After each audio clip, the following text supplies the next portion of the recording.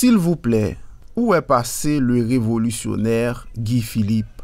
En effet, rien n'est plus décevant que l'annonce d'une forte pluie, mais qui allait être rapidement dissipée par le vent. Où est passé le messianisme salvateur de Guy Philippe? La révolution annoncée a-t-elle eu du plomb dans l'aile? Guy Philippe avait-il déjà lavé ses mains comme Ponce Pilate avant même l'exécution des agents de Bessap dans les hauteurs de Pétionville? Le peuple haïtien est en droit de poser des questions après la révolution avortée de l'ancien policier Guy Philippe.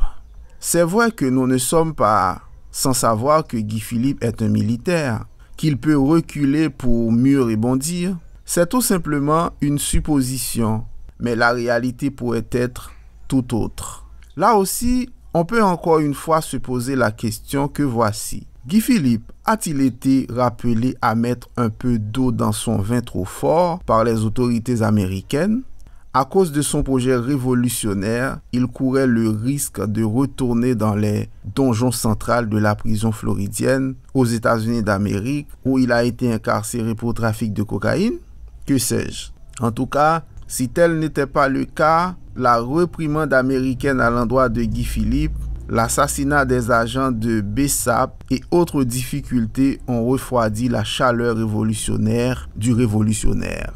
L'erreur stratégique commise par Guy Philippe, selon Dr Robert Kanga, ex-officier de l'armée américaine, réside dans le fait qu'il s'était servi des agents de Bessap comme éclaireurs, dont 5 d'entre eux furent tués sans oraison funèbre. Cela était déjà un vrai coup porté au projet insurrectionnel qui visait à déloger Dr Ariel Henry de la primature. Jusqu'à présent, on se questionne. Comment embarquer des hommes lourdement armés à bord d'un véhicule à titre d'informateur? Pourtant, ce qui devrait se faire à l'insu de tous. D'autant plus que la veille, ces mêmes agents s'engageaient dans une tentative pour s'accaparer du commissariat de Pétionville.